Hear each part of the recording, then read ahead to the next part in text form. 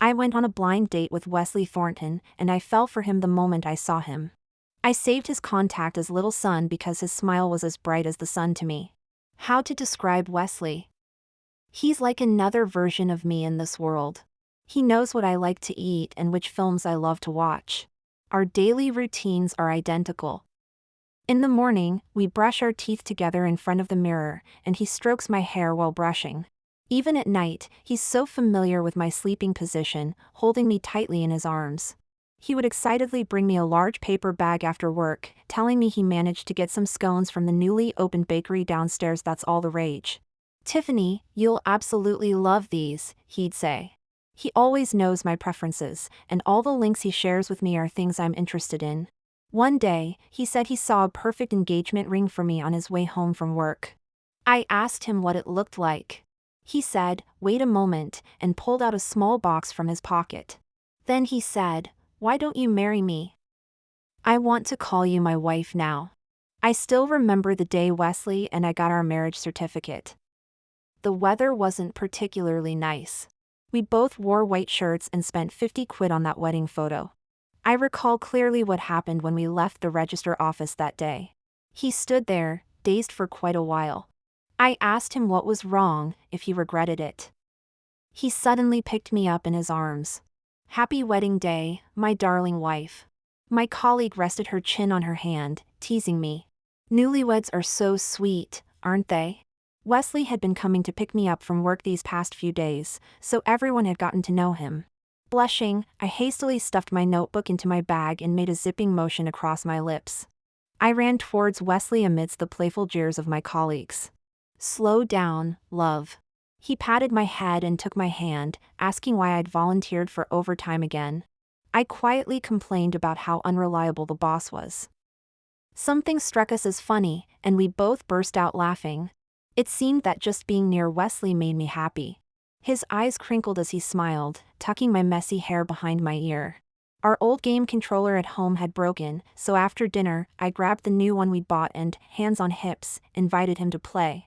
After 2 rounds, he wasn't going easy on me at all, his character practically pummeling mine into the ground. I got annoyed and kicked at him with my foot.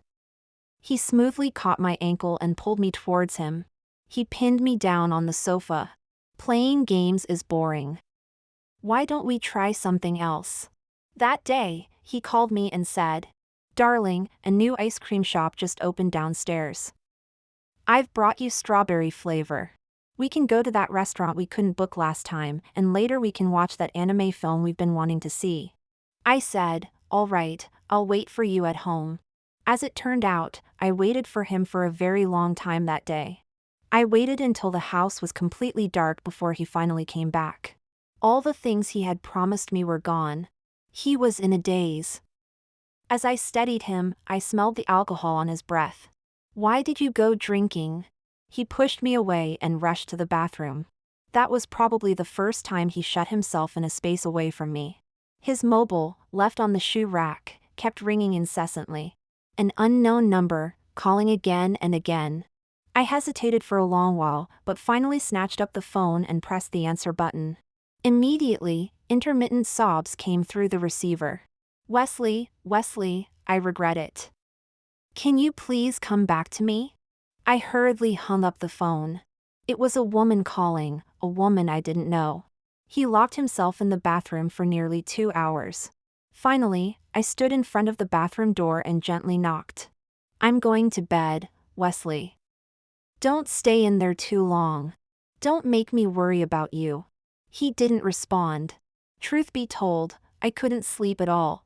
I didn't even feel like playing on my phone. I just lay there with my eyes open, my mind filled with thoughts of him. In the end, I was the first to give in.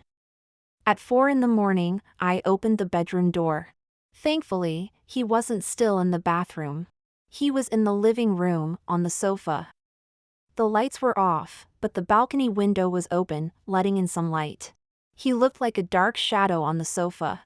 I walked up to him, and he slowly raised his head. He stared at me for a while, then forced a smile. "Put on a jumper, Tiffany. Don't catch a cold." His voice was so hoarse, it barely sounded like him. I crouched in front of him and looked at him. He hadn't slept all night, his eyes were bloodshot. He lowered his gaze to the carpet, and my heart ached inexplicably. As soon as my hand touched the back of his, he pulled away. I felt the fleeting coldness of his skin and was stunned for a good while. "I'm going out for a walk." He stood up abruptly, his steps quick and without hesitation. "Wesley! What time is it? Where are you going?" I called after him, but the only response was the sound of the door closing. I collapsed onto the sofa and turned on the telly. I kept changing channels, channel after channel, until I angrily threw the remote back onto the carpet when I landed on a comedy show. Wesley had never treated me like this before. This was probably the first time he didn't explain anything to me, the first time he ignored me, the first time he disregarded my feelings so completely. He didn't want to be in the same space as me, I knew that. But why? Because of that phone that kept ringing? Because of that girl who was crying and sobbing? I just realized how much I liked Wesley. But I didn't even know who he had liked before. I eventually dozed off in a haze of confusion. During my fitful sleep, my mind was filled with images of Wesley, who had stormed out of the house last night. In one dream, he came home with another woman in his arms. In another, he told me, "Tiffany, let's get a divorce." The sound of the door opening startled me awake. I had imagined many times what I would say to him when he returned, but in the end, I just glanced at him briefly before standing up and walking towards the bedroom. I felt exhausted. He followed closely behind me. When we reached the bedroom, he pressed me against the door. "Tiffany, I'm sorry. It's my fault," he said. His voice was naturally lazy, but when he was trying to coax me, it took on a pleading tone. I slowly peeled his hands away from my waist. "It's fine. Everyone needs some space sometimes. You're angry," he stated. It wasn't a question. So what if I am? So. I promise I won't leave without saying anything again. Please don't be angry, all right? I kept my head down. We hadn't turned on the lights in the bedroom, and it seemed to be just before dawn, as the sky wasn't bright yet. I took a soft breath. "I'm not angry that you left without saying anything. I'm just afraid that if you leave without a word, I might never find you again." I suppose I'm quite sensitive inside, because as I spoke, I started to cry until I could barely get the words out. Between sobs, he became flustered, using his sleeve to wipe away the tears on my cheeks. He pulled me into his arms. "Tiffany, please don't cry. I'll do anything you want, just please stop crying. It hurts me to see you cry, you know." Wesley returned from outside, bringing breakfast with him. It was all my favorites, as he always remembered my preferences. I stirred the food with my fork, glancing up at him several times while biting my lip.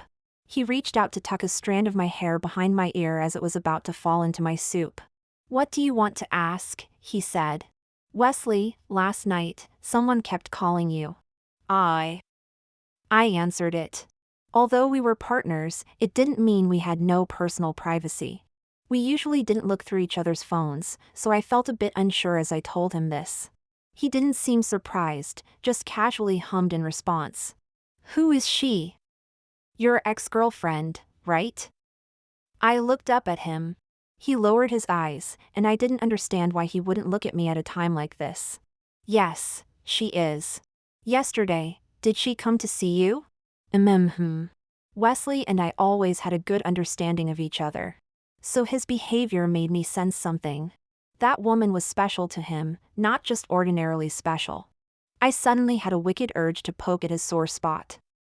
Since he was being like this, I decided to ask him anyway. "Why did you break up?" He looked up at me, somewhat helplessly. "She was in poor health, and my parents didn't approve of her." "So, you were star-crossed lovers then?" I started laughing as I said this, but for some reason, a bitter feeling welled up inside me. "Tiffany, don't laugh like that." His eyes showed a moment of distress as he reached out to gently pat my head. "You're my wife. You're always the first person I think of." I had a feeling that the issue with Wesley's ex-girlfriend wouldn't be easily resolved. Sure enough, during lunch break, I received a friend request. The verification message read, "Hello, I'm Wesley's ex-girlfriend. Can we talk? What was there to talk about? I immediately took a screenshot and sent it to Wesley. As always, he replied instantly, "Why aren't you having a nap?" This man, always trying to change the subject.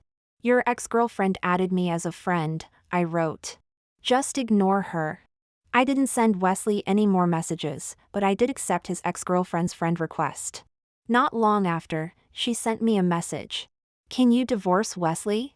I'd never encountered an ex who asked the current partner to divorce right off the bat.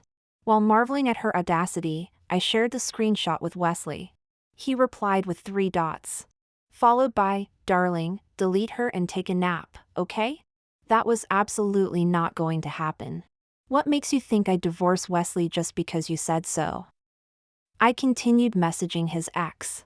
"Because he loves me, not you." The superior tone in her words irritated me immensely, but what was worse was that Wesley's reaction last night made me think it might actually be true. As the workday was ending, Wesley texted to say he had to work overtime and told me to go home first. This struck a nerve. "Come pick me up," I called him. "Several departments are having issues today. I need to attend meetings to sort things out." "Can you go home first, love?" "I promise I'll be home by 7:30. I could indeed hear a commotion through the phone. He must have squeezed in time to take my call, and I could hear people calling his name in the background. But I still felt upset and insecure. "I bet you're actually going on a date with your ex." "Bye." I hung up abruptly. If he wouldn't come pick me up, fine. I huffed angrily. If he wasn't coming to get me, I didn't want to go home either. As it happened, my colleagues were planning a dinner, so I decided to join them at the pub. In the noisy crowd, I was squeezed into a corner, feeling miserable. I kept checking my phone, but there was nothing. In the past, if I had hung up on him like that, he would always call back to comfort me. But today, he didn't. He still hasn't. I sensed someone standing in front of me. Clutching my dizzy head, I tried to figure out who it was, but I couldn't lift my head up. Fortunately, he crouched down in front of me. I squinted, attempting to focus on his dark eyes, until he extended a finger to support my forehead. "How much did you drink?" He then picked up an empty bottle from the table and examined it. "You've had so much. I suppose you're planning to call in sick tomorrow." He pulled me up and embraced me. I suddenly grabbed his collar and sniffed it. No trace of women's perfume. "Why did you come here?" "To find you," he answered calmly and naturally. I had many questions I wanted to ask him, but I didn't know how. For instance, why didn't he call to comfort me first? Even though I'd been drinking, I thought this question sounded too needy. Instead, I broke free from his embrace, and he simply changed his approach by holding my hand. Our fingers intertwined. "Did you drive here, Wesley?" "Yes." I get a bit carsick. Is this a new condition that's just appeared today? I've always felt dizzy after drinking. Then I felt light as air, only to realize he had picked me up. "Wesley!" The feeling of weightlessness made me wrap my arms around his neck, while his hand rested on my waist. Carsick. "Is it all right if I carry you back?" "Hey, Wesley." Tell me something. What do you want to hear?" "The story about you and your ex-girlfriend." He probably knew I would bring this up, showing no surprise. "There's nothing more to say beyond what I've already told you. If your ex and I both fell into water, who would you save first?" "You." "Save me first?" "I'd only save you. I wouldn't save her." "Happy now?" The night air was a bit chilly. I shrank back, disliking the smell of alcohol on myself, but Wesley smelled nice. "Give me your jacket." "Are you cold?" He set me down and crouched in front of me, zipping up his slightly oversized jacket all the way to the top. I looked down at him. There were fine beads of sweat on his forehead. "Shall I give you a piggyback ride?" He walked in front of me, preparing to crouch down, but I grabbed his hand. "No need, I can walk on my own." "Oh, worried about your husband now, are you?" His tone carried a hint of teasing. I blushed at his words and walked quickly ahead. He caught up from behind and reached out to ruffle my hair. Recently, the whispers in the hallway have reached my ears. The neighbors seem to be saying that I'm actually a homewrecker who stole someone else's man. I don't know if this rumor is the handiwork of that ex-girlfriend. On Saturday, while returning from grocery shopping, I was suddenly bumped into by a child. My mom says you're a vixen who seduces other people's men, the child said, making a face at me before running off. I climbed the stairs, feeling confused and annoyed. As I reached my door, I saw a woman standing there. It was the first time I got a proper look at what Vera Eastham actually looked like. Wesley Thornton's ex-girlfriend was even more beautiful than I had imagined. She had a fragile, sickly kind of beauty that made you think she might shatter at the slightest touch. She seemed to truly believe she had what it took to win Wesley back. "Move aside," I said, glancing at her as I raised my hand to use the fingerprint lock. "I don't want to argue with you, so Miss Carlo, could you please give Wesley back to me?" Her voice was as frail and haughty as it had been on the phone. I sighed. "I've already told you, that's not possible. I'm his first love. He was head over heels for me. What do you have? Do you really think you can compete with me?" Her emotions were rising, and her eyes were starting to redden. "I'm sorry, but I have a marriage certificate with him," I said. I didn't mean to hit a sore spot, but it was clearly a heavy blow to her. She trembled slightly, then became somewhat hysterical. "Why? I've already lost everything. Why do you have to take Wesley away from me too? He's mine, he's mine," she kept muttering.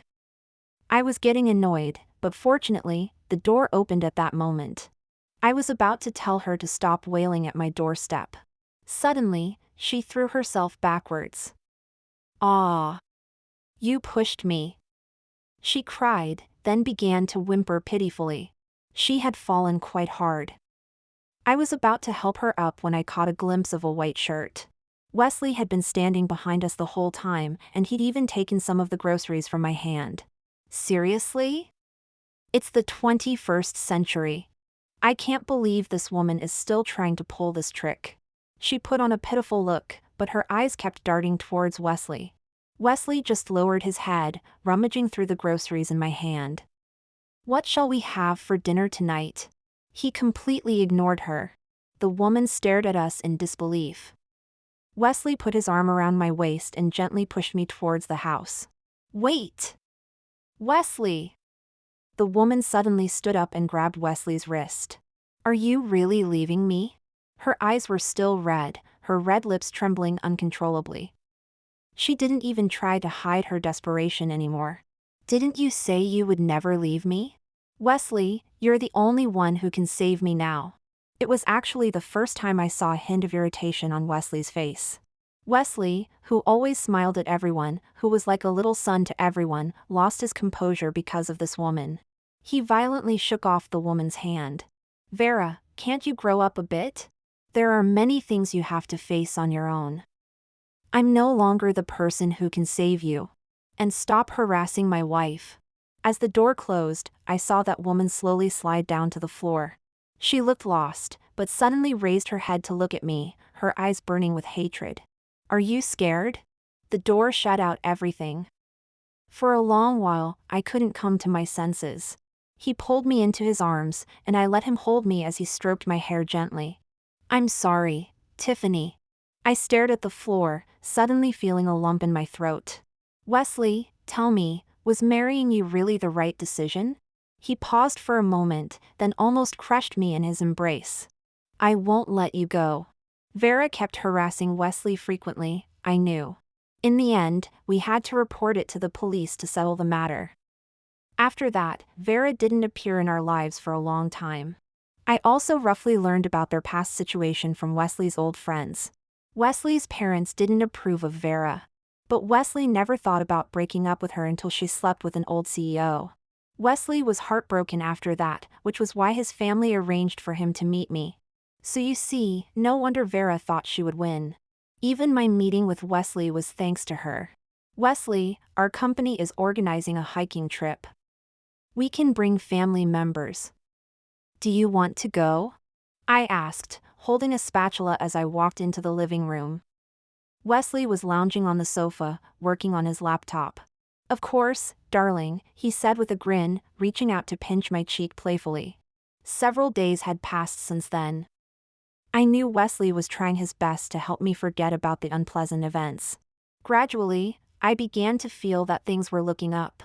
Partly because the unwelcome interference between us was gone, and partly because of my own change in perspective. I had some good news to share with Wesley. That evening, as Wesley was packing our bags for the trip, I lingered hesitantly by the bedroom door. "Wesley!"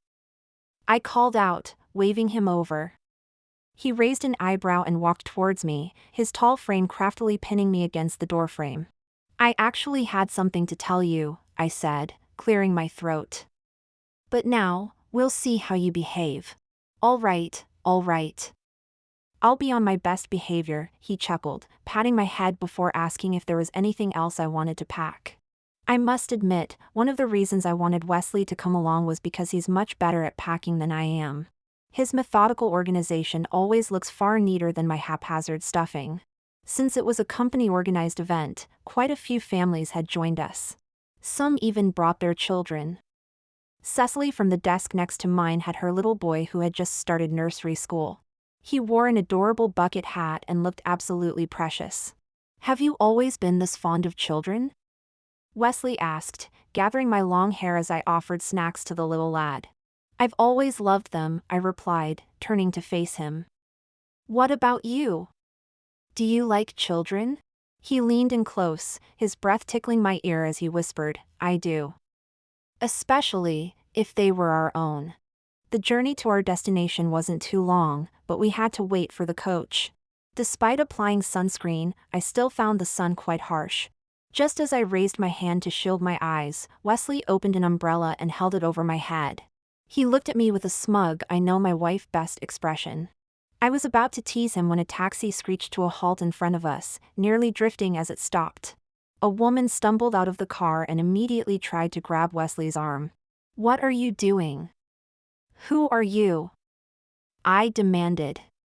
Our group was quite large, and people began to gather around us, curious about the commotion. "Wesley, you need to come with me," the woman insisted. I didn't recognize her, but from Wesley's expression, it was clear he knew her. The woman looked distraught, but Wesley remained rooted to the spot. "Vera tried to jump off a building," she cried. My temples throbbed at the mention of that name. Nothing good ever came from hearing it. "She's been rescued, but she needs an emergency blood transfusion." "Wesley, you know she has Rh-negative blood. The blood bank doesn't have any in stock. You're the only one who can save her now, Wesley." I knew Wesley had a rare blood type, Rh-negative, often called golden blood. But my mind was reeling. Vera had attempted suicide? Was it because of Wesley? My thoughts were in disarray.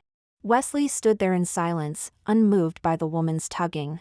The woman turned to me and suddenly fell to her knees. "You're Wesley's wife, aren't you?" "Hello, I'm Vera's sister. I know our Vera has done many wrong things, but right now, only Wesley can save her.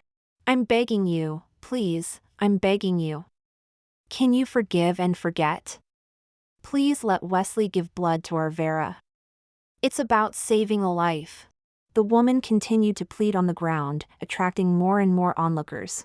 My mind was in chaos, her sobs constantly stabbing at my heart. She seemed determined not to leave without Wesley. After what felt like an eternity, I heard Wesley's voice. "I'll go with you." It was low and soft, but undeniably firm. The woman sprang to her feet in front of me, a smile breaking through her tears before she had even wiped them away. From the moment Wesley bent to get into the taxi until the door closed, he never once looked at me. I stood there, stunned, watching the taxi speed away. And suddenly, I remembered the good news I had been keeping to myself, the news I hadn't told Wesley yet. I was pregnant. And he didn't know. Later, he would never have the chance to know. The coach wound its way through the hills as I stared blankly out the window. "Tiffany, would you like a cheese string?" Cecily nudged my shoulder. Wesley had left with the taxi, leaving me alone on this journey. Seeing my gloom, Cecily had her husband sit with their child so she could keep me company. "My little one loves these. Want to try?" The jelly-like cheese string glistened in the light as she held it to my lips. "Thanks, Cecily," I gave her a faint smile and accepted it. Many had witnessed Wesley's departure, and I knew Cecily was trying to comfort me. "How old is your little one now?" 6. "Starting primary school next year." Cecily's face lit up at the mention of her child, and she began regaling me with amusing anecdotes. I instinctively touched my belly. Our child, Wesley's and mine. A miraculous seed growing inside me. We were to spend the night at a hotel in the hills. That afternoon, a little boy I'd been playing with suddenly ran up to me. "Miss, where's the big brother?" It took me a moment to realize he meant Wesley. I knew he was just a child who didn't understand, but I felt a pang in my heart nonetheless. The big brother doesn't want the sister anymore. Why doesn't he want the sister? The boy tilted his head, looking at me quizzically. Because he needs to save someone very important to him. Isn't the sister the most important person to the big brother? I opened my mouth, but no words came out. "Miss, have a sweet." The boy quickly forgot about it and offered to share his sweets. "She shouldn't have sweets before dinner like you do," his mother said, scooping him up from behind and apologizing to me with a smile. I shook my head, saying it was fine. Several families were on this trip, and everyone seemed rather sensitive to my solitary state. My phone buzzed with a text from Wesley. By my calculations, he should have finished donating blood. I wondered if he'd managed to save his first love. He tried calling, but I hung up immediately. His text was matter-of-fact, telling me where he'd put my toiletries in the suitcase. I shut the door and collapsed onto the bed. My hand instinctively moved to my stomach. It was truly miraculous, there was a life growing inside me. Did this mean I was no longer just one person, but two? I started brainstorming names for the little one in my head. If the surname was Thornton, what should the first name be? Thornton. Indigo Thornton? There were plenty of stars out tonight, but that seemed too random. I'd have to consult a proper name book later. As I pondered over names, I drifted off to sleep. I was jolted awake by frantic banging on the door. "Tiffany! Are you there, Tiffany? Wake up, it's an earthquake." An earthquake. I lay there dazed, listening to Cecily Waldron's shouts from outside, my brain struggling to process what was happening. But the bed was shaking, violently shaking. The ceiling looked like it might collapse at any moment as dust rained down on my face. I snapped to my senses and bolted for the door. People were screaming everywhere. Outside the window was an apocalyptic scene I'd never witnessed before, huge chunks of hillside shearing off, sending up massive plumes of mud and debris. I barely managed to stand upright as the ground began to split open beneath my feet. "Tiffany, over here." Cecily was reaching out her hand to me when a massive boulder crashed down between us. "Look out!" Her husband pulled her into a tight embrace. That was the last I saw of them. She had someone to protect her. How lucky. The ground suddenly gave way and I plummeted down with the collapsing floors, a sharp pain shooting through my foot. I must have stepped on a nail in my rush earlier.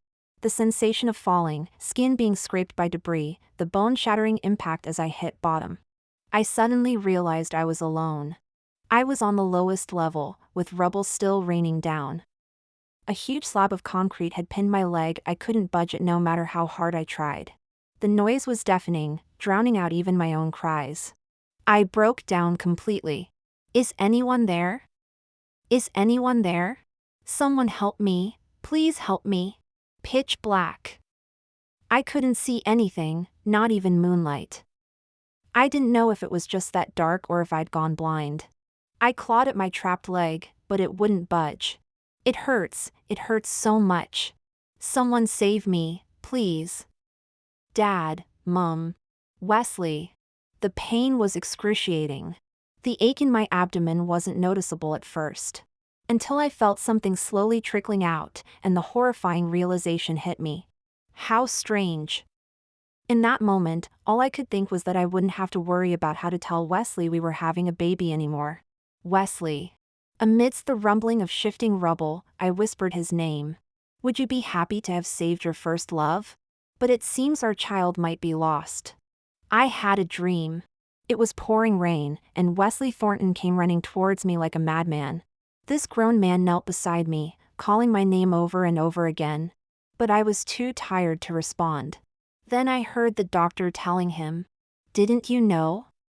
Your wife was pregnant. But now she's lost it. There's nothing we could do. Saving her life is already a miracle." My parents, friends, and colleagues were all around me, urging me to wake up. But I was truly exhausted, so very exhausted. I felt hungry and in pain. My life flashed before my eyes like a zoetrope, and I remembered the first day I met Wesley. He really was the kind of person that was easy to fall for. But Wesley, was I being too selfish? When I saw how Cecily Waldron's husband protected her, I couldn't help but wonder if you would have protected me the same way if you were here. Didn't you promise me once that you would save me first? You liar. The rhythmic beeping of the machines filled the room. Every part of my body felt like it was being stabbed. I blinked my eyes open, and the hospital ceiling was as stark white as ever. "Tiffany, you're awake. I'm going to call the doctor." The chair scraped loudly against the floor as someone stood up abruptly. When I came to my senses, the room was already empty. Mom, always in such a rush. The doctor hurried in, wearing a white coat, and asked me many questions about my condition. I turned my head slightly and saw my mom standing in the corner, wiping away tears. It made me want to cry too. "Come now, this is good news. She's reunited with us after a long time and is out of danger." "You two really are something." Dad was trying to smooth things over from behind, awkwardly attempting to lighten the mood. "Tiffany, you've truly had a brush with death this time." "I'm so relieved. You can always have another child later, it's not a big deal." "No one blames you, we're just glad you're all right." After that, many people came to visit me. Most were friends and relatives. My best friend, who I've known since childhood, burst into tears and hugged me the moment she saw me, nearly pressing on my still healing ribs. I reached up to wipe the tears from her cheek. We all know what Wesley did. Your mom confronted him about why he wasn't with you, and can you believe it? He had gone to donate blood to his ex-girlfriend. If you ask me, good riddance to the ex-girlfriend. We've chased that awful Wesley away. We won't let him see you without your permission, Tiffany. Just focus on getting better these next few days. Don't let that scoundrel upset you. To be honest, it's just as well. I don't really want to see him. At least not now.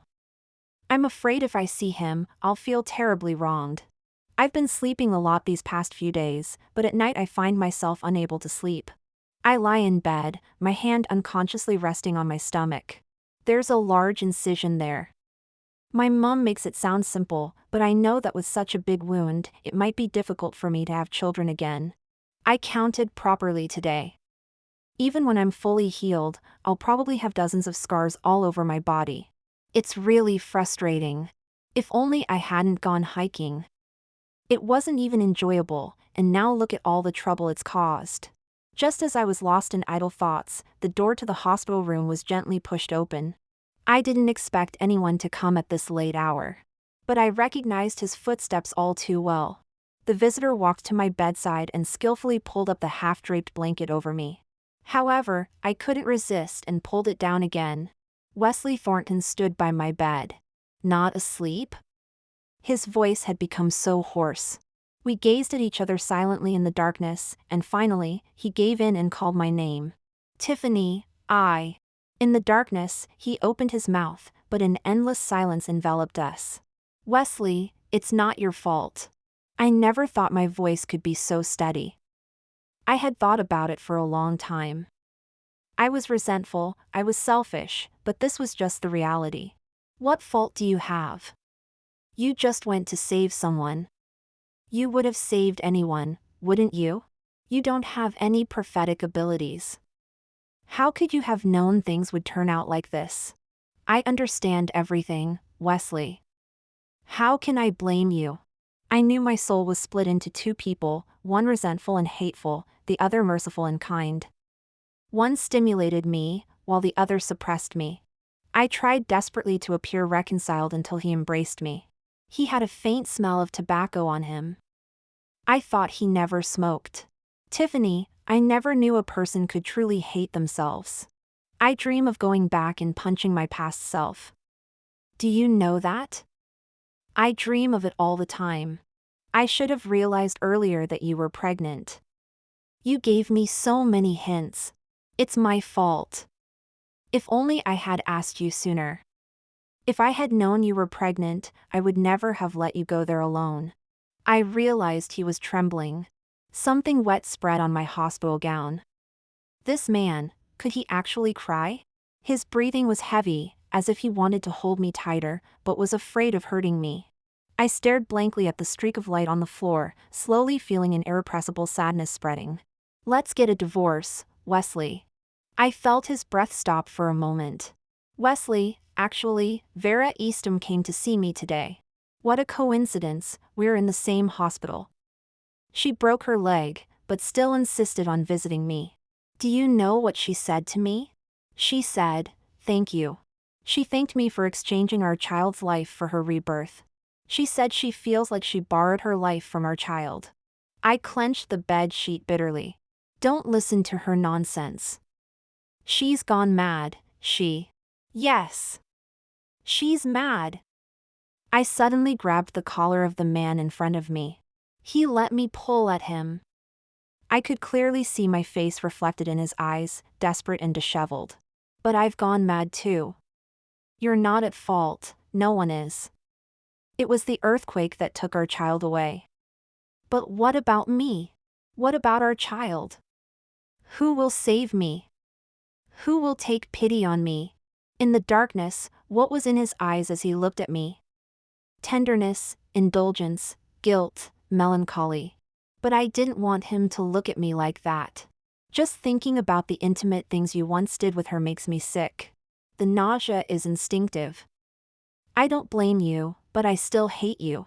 Listen carefully, Wesley. I hate you. My head finally rested on his chest, my voice getting lower and lower. Let's stop here. Saying more would be too much. Wesley Thornton agreed to the divorce. I knew he would agree. He always indulged me, no matter what I asked for. In the end, he could never refuse me. On the day we registered our marriage, the weather wasn't great. Today was the same, overcast with dark clouds. After finishing the paperwork, he asked how I was getting home. I said I'd take a taxi. Let me give you a lift, he offered. No need, it's out of your way, Mr. Thornton. Mr. Thornton, he chuckled, repeating my words softly. Tiffany, you've never called me Mr. Thornton before. On the day we parted, what did I say to him? I don't know if I can't remember, or if I've deliberately forgotten. During the holidays, I took a trip to Manchester. It was truly lovely there. In the evening, I visited a music pub that had just opened. A little girl selling flowers approached me with a huge bouquet of roses, smiling. I bought a bunch, planning to take photos back at the hotel to post on Instagram. Oh, miss, this is for you, the little girl said, rummaging through her bag. She seemed to have multiple jobs. This letter has been forwarded so many times, but today it finally caught up with your itinerary. It must be fate. I hope you have good luck today. Back at the hotel, I slowly unfolded the letter. Wesley's handwriting. Tiffany, this is the 31st letter I've written to you. I tore up all the previous ones. The handwriting was too messy, and I was never satisfied with them. Please don't mind, I've been practicing calligraphy, so this is my improved writing. I've recently picked up the bad habit of smoking. I suppose it's because there's no one to keep me in check anymore, and everyone around me smokes, so I've been doing it a lot. But don't worry, I didn't smoke before writing this letter. I wouldn't let the paper smell of cigarettes. I used to think that in life, there wouldn't be anything I'd truly regret. But then, until I met you. Every night in my dreams, I think about how much better it would have been if I had gone to the countryside with you that day. I could have protected you, protected our child. I'm sorry, you probably hate it when I talk about what ifs. You don't like dwelling on things, I know. I can't give you anything anymore. You say you hate me, What can I do but accept it? Even if it's hatred, at least it allows me to linger in your heart for a while. For a long time, I couldn't understand how things turned out this way. But then I came to terms with it. I know it sounds ridiculous to say I can't let you go at this point, but I still wrote this letter. People can be very contradictory creatures sometimes. So, please be a little more understanding. I miss you so much I'm going crazy. I've written quite a bit, you must be tired of me by now. It was the same before, you'd get lazy reading long paragraphs. Tiffany, I still want to tell you, I love you. One thing is certain, no matter when you appeared in my life, I would have fallen in love with you. Your hatred for me comes from instinct. But my love for you is just the same.